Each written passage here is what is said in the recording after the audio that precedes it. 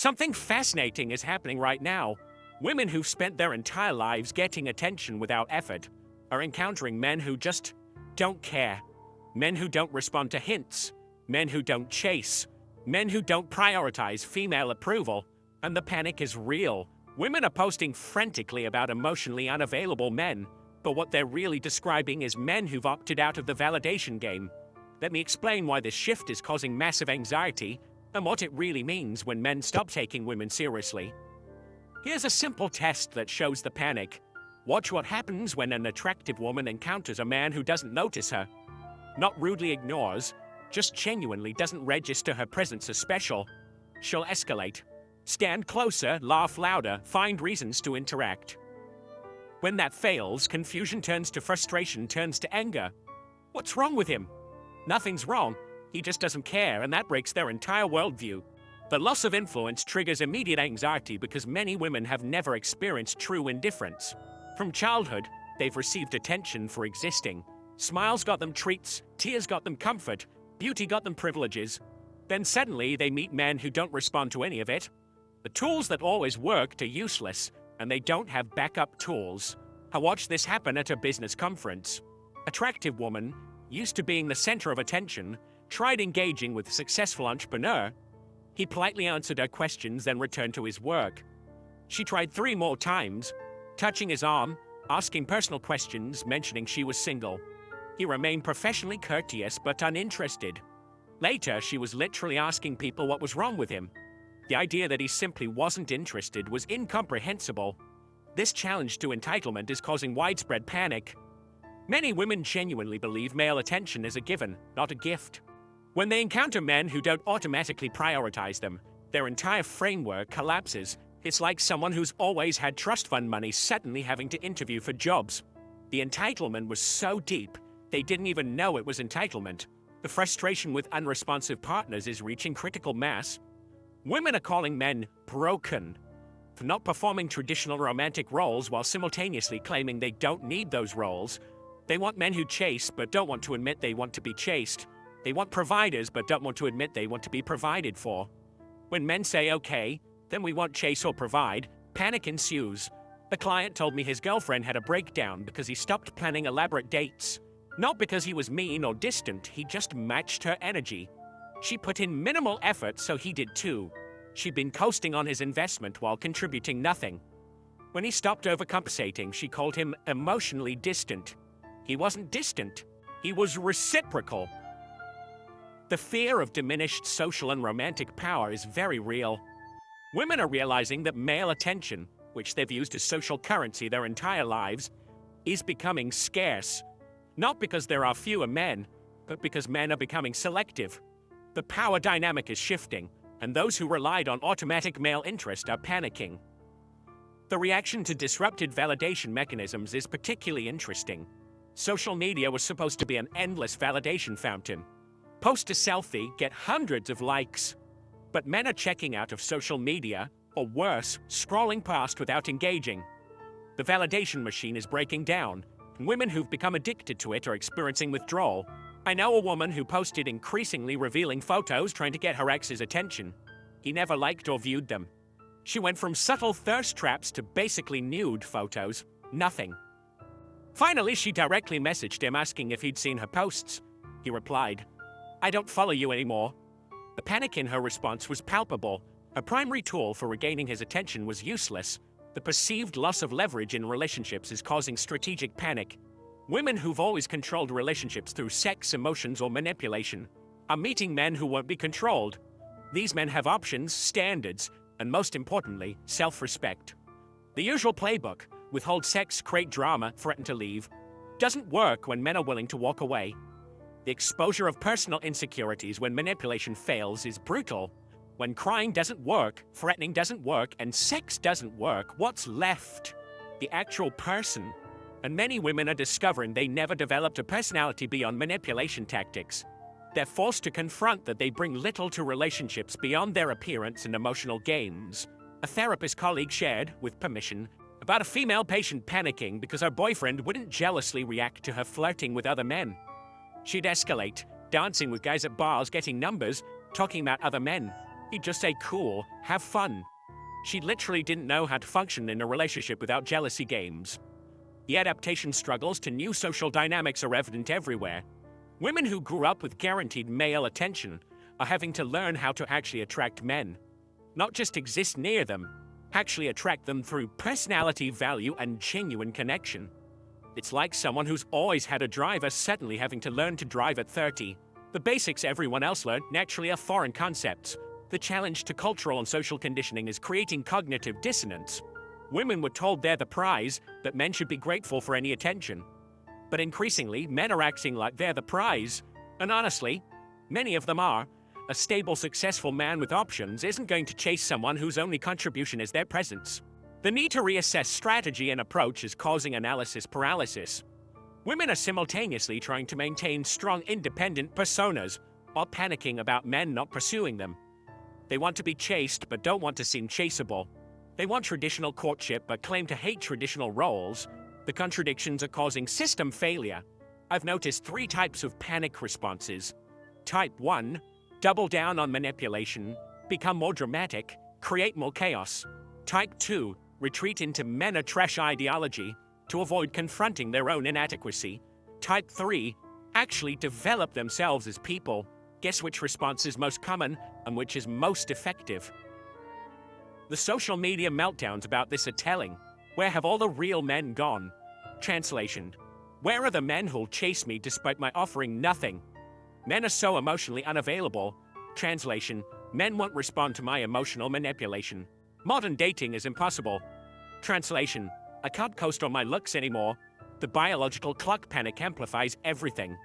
Women in their 30s who spent their 20s rejecting good men for bad boys are realizing that good men have options now. The stable, relationship-oriented guys they ignored are dating younger women or have sworn off relationships entirely. But panic isn't about loneliness. It's about consequences. A woman I know spent her 20s dating musicians and bartenders, rejecting every stable guy as boring. Now at 34, she's frantically trying to lock down a provider. But the providers her age are either taken or dating 26-year-olds. Her panic posts about men who can't handle successful women are really about successful men who won't tolerate her baggage.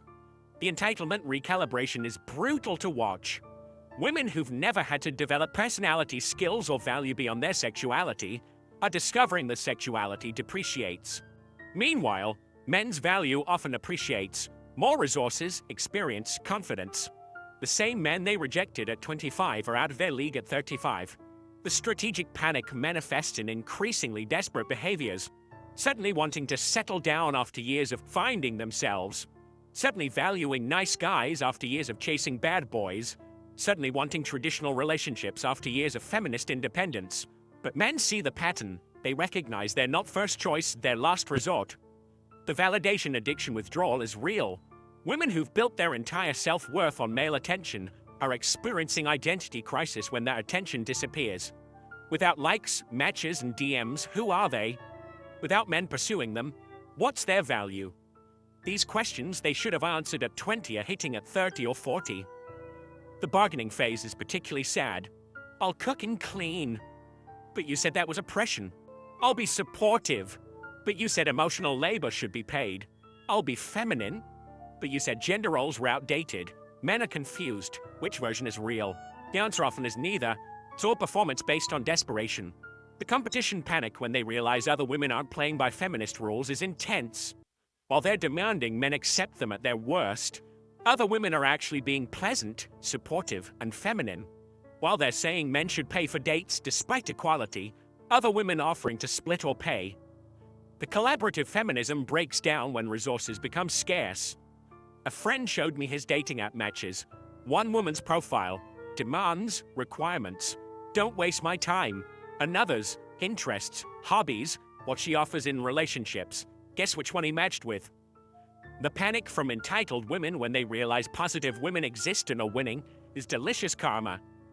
The realization that male indifference is increasing, not decreasing, creates existential panic. Men aren't becoming more desperate as women predicted. They're becoming more selective. Video games, hobbies, and friend groups are increasingly preferred over dramatic relationships. The men need us more than we need them narrative is crumbling. The wall of male indifference is impenetrable because it's not active rejection, it's genuine disinterest. You can't manipulate someone who doesn't care. You can't negotiate with absence. You can't drama your way into attention from someone who's not paying attention. This passive resistance is more effective than any protest. The generational divide is stark. Older women who lock down providers early are fine. Younger women who are still attractive have options. But that middle group, late 20s to late 30s, who bought into have-it-all feminism, they're panicking as they realize all was a lie, and now they might end up with nothing. The response when men explicitly state their standards is pure panic. I want someone who hasn't slept around. Misogyny. I want someone feminine and supportive. Sexism. I want someone younger who wants children. Predator. But these aren't attacks, they're preferences. Men are allowed preferences just like women are. The dating app data is causing widespread panic. Women see that men their age are matching with younger women. They see that their matches decrease dramatically after 30 while men's increase. They see that their demands are mocked while men's preferences are met. The data doesn't lie, and it's showing uncomfortable truths. The provider panic is especially acute. Women who rejected traditional roles suddenly want traditional provision. But traditional men want traditional women. You can't demand a 1950s husband while being a 2024 feminist. Men who can provide have options, and they're choosing women who appreciate, not women who demand. A successful client of mine dates exclusively overseas now. He's tired of entitled Western women who bring demands but no value. He found a feminine, appreciative woman who actually adds to his life rather than complicating it. When local women hear about his gorgeous, sweet girlfriend, the panic and anger is immediate. He couldn't handle a strong woman. No, he chose better. The collaboration collapse between women is hilarious. Feminism told them to support each other, but when male attention becomes scarce, it's every woman for herself. The same women who preach sisterhood will steal each other's men without hesitation. The panic when they realize other women are competition, not allies, is reality hitting hard. B. Where are all the good men? Panic fails to acknowledge that good men are everywhere. They're just invisible to women chasing bad boys or holding out for perfect. The good men learn to stop chasing women who don't appreciate them. They're building lives, careers, and happiness without female validation. The nice guy revelation panic is real. Women are realizing that the nice guys they rejected didn't disappear. They evolved. They built themselves into high-value men who now have standards. The boring accountant is now a CFO dating models. The nerdy programmer sold his startup. The simple teacher became a principal with a happy family, and none of them are available. The consequences of choice panic is hitting hard. Every decision has outcomes. Choosing career over family, choosing bad boys over good men, choosing feminism over femininity, all valid choices, but all have consequences. The panic isn't about the choices themselves, but about wanting different outcomes than the choices produce. The masculine frame recognition is causing strategic panic. Women are realizing that truly masculine men won't be manipulated, controlled, or changed. These men have boundaries, standards, and self-respect. The usual female tactics don't work, and many women literally don't know how to interact with men they can't control. A woman tried to baby trap a client of mine. Stopped taking birth control without telling him. When she got pregnant, she expected him to immediately propose. Instead, he demanded a paternity test, consulted lawyers, and made clear he'd pay child support but wouldn't be manipulated into marriage. Her panic when her ultimate tool failed was a wake-up call. The selection pressure reversal is causing widespread panic. For most of history, women selected and men competed. Now successful men select and women compete. The power dynamic has flipped, and women who never learned to compete for male attention are losing to women who did. The social proof collapse happens when women realize other women's opinions don't matter to certain men. These men don't care about Instagram followers, friend approval, or social status. They care about actual value. Can she cook? Is she pleasant? Does she add to or subtract from his peace? The panic when social proof becomes worthless is existential. The fertility window panic amplifies everything. Men can have children at 50. Women face serious challenges after 35. This biological inequality creates time pressure that men simply don't feel. The panic of a 33-year-old woman is fundamentally different from a 33-year-old man's calm, and that difference in urgency affects negotiating power. The backup plan collapse is causing strategic panic.